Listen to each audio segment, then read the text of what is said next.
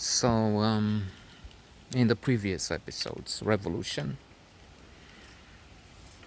Hero, without a title, but maybe I should get one, taking part at the Roman Square, holding hands with Laurentius, bizarre character. By the way, I think my mother was saying at some point that she had the feeling he was hitting on her. He was trying to, I don't know, seduce her. But he was strange anyway. Otherwise, why would you go out there to be killed for other motherfuckers? I'm looking around. There's a guy 2 houses from here. This is revolting, disgusting. He moved some time ago. I don't know, a few months, or has a dog with that barks all the time, and now he's constructing something. And I brought plants from the fields, from whatever, with a car. That I was ruining my car, irises and so on, and placed on the. We'll get to that, but let me just finish this to get some steam off. I saw this morning this, and I have to take it off my chest. And so planted trees and whatnot, plants, flowers, and the motherfucker. To hell with you, you fuck. I don't know if you hear it. So he has this fucked up dog. Stai dracu, bă, cu câinele tău, cu tot. Fie al dracu să fie. So now he's building, and he just I said to the guys working that they put some things in the plants about a week ago or so, and now he's putting some other iron and whatnot in the plants, destroying it. It's like I don't care. Fuck you all the rest. I came here. Veni vidi vici. And with a jackhammer in the weekends, and with the dog, with the everything. I mean, it's I don't care. I don't care about the rest. Fuck you. The very stable genius, Trump. He's been elected. Maybe he will be again, because tens of millions of fellow Americans feel the same, and he has replicas all over the world. Okay, so that was not in the previous episode. The story of this fucked up blue village, village of the witches and the monsters, to come in 110 episodes, 200, I don't know. So, yeah, with the revolution came some money, the chance to make money, and so many things happening all at the same time. While doing this, I had to finish university. So I was assigned, I had been assigned a project, I don't know, maybe sometime towards the end of 1989. It's not really relevant, because what I did is I paid someone else to work on it, because I was too busy doing this and making money, and knowing I would not benefit, so to say, from from the diploma, because I was not going to work on this anyway. But let's just finish school. It was the idea, and then do something else. Although I will have nightmares for years, just dreaming in the night that I'm back in school, because I didn't really finish so well. I mean, I started well. I mean, I was the second to come in. Best grades in algebra, mathematical analysis, and physics. In geometry, I had less. Overall, as I said, second to come in. The best grades of all in, but with physics, I was with geometry, I was a little pulled back. First year, fantastic. I even have a student of my own, a Jordanian guy, another fucker, Roki. I heard he's a doctor in the meantime. I mean, not doctor of medicine, doctor of geology or something. He didn't know anything when we started. He couldn't learn much by the end when we finished. So in order for him to pass, to get into the next year, I gave him my thesis, the papers I wrote on at the exam, so that he can copy and get some and pass and get a 5 or something. But he passed on my examination papers. And at the end of the exam, I was nearly failing because I had no paper.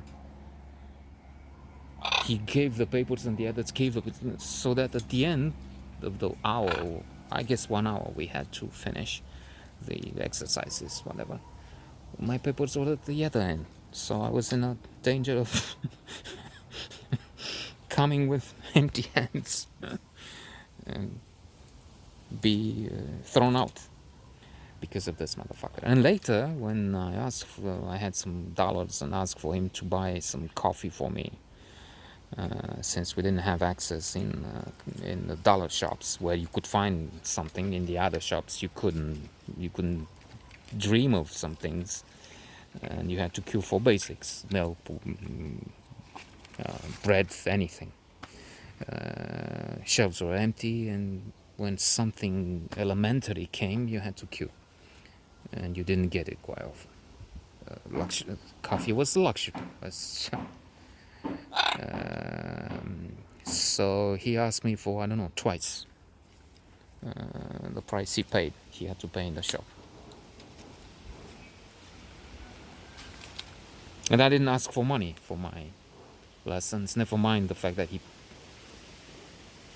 passed his exam with my work, and he nearly had me kicked out.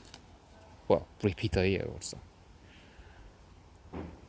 Motherfuckers everywhere. So yeah, and somebody had to work was working with this. Then I had some investment to make with Socrates, my present day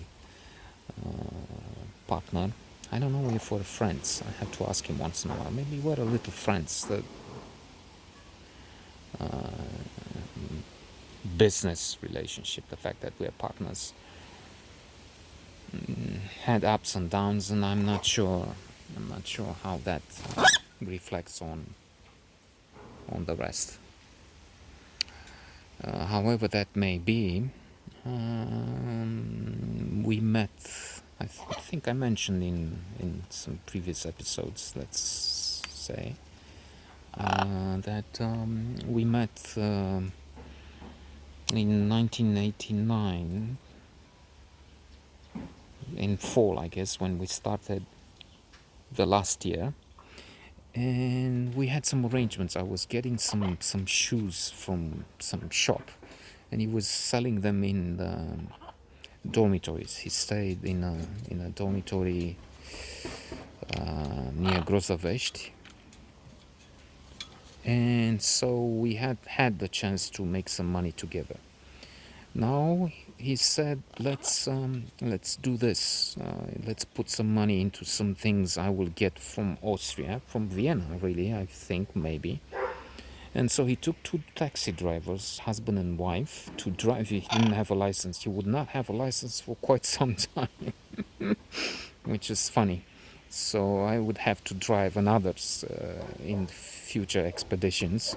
I must not forget those, even if they're not so thrilling, but they were part of that fresco back then.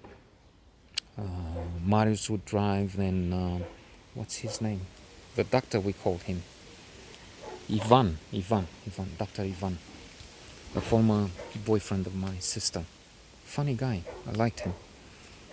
Socrate and Ivan didn't get along too well, but it's difficult to get along with Socrate anyway, I guess. Used to be. Now he's too docile, some would say, too easy on his employees. I often called for one, the other, many, all to be kicked out, to be fired, because they're not really working. But that's mean, man, as that line in Payback, when Mel Gibson's character shoots in shoots the suitcases, which, who was it? Lee Marvin, somebody else is holding, hands up. So he's running. That's mean, man. That cost me something $5,000. Crocodile skin. This time may have invented, but I remember he says that's mean, man, and shooting my expensive suitcase. So yeah, Ivan, Marius, with Marius we would drive, alternating. And returning to the Austria thing, maybe there was some money made then. We would make some attempts later on to drive to the west and bring goods to resell with a profit, importing, so to say.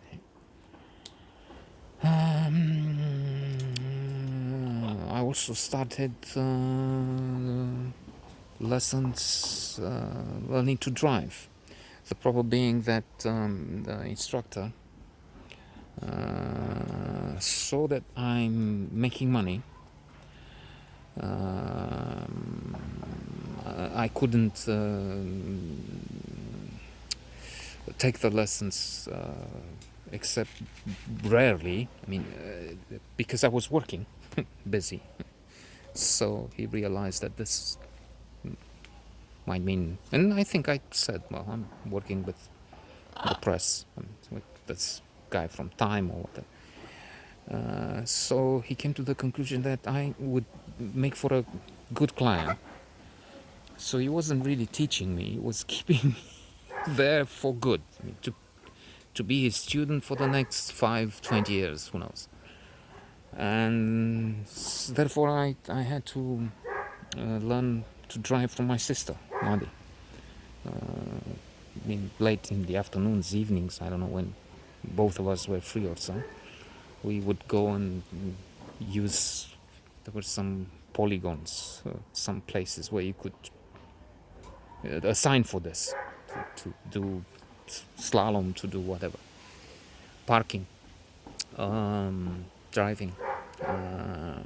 Because this guy would sit in the car and, okay, so let's repeat this, and I was, yeah, but let's, no, we do. I mean, you can't, with a teacher, you can't. That's his method. You either change him, which I did, or go along with that. So, with a scheme, there's another movie with the Eye of Sauron, and this is the mirror here. This is the Eye of Sauron. Not topsy-turvy. Mike Lee film. Anyway.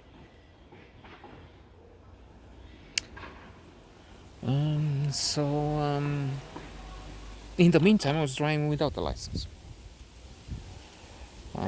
Things would precipitate around the major coming of the miners, 13th, 15th of June 1990. But that will be for tomorrow. So tomorrow we will speak about minus what happened as we went into the dormitory of the students in economics, the shooting in the car. Then in other episodes I will have to talk about Stefan and his scheme, not really robbing me blind, but cheating me seriously. That was vicious. That was, again, mean, man. Took $1,700. Well, most of what I had at that point in the world, a huge sum. For today, that would be, I don't know, $100,000.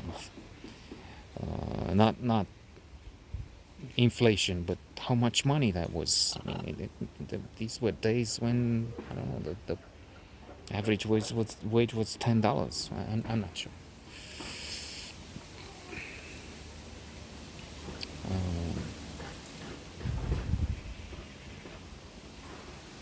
I mean, AT&T would pay in '94 when I joined them.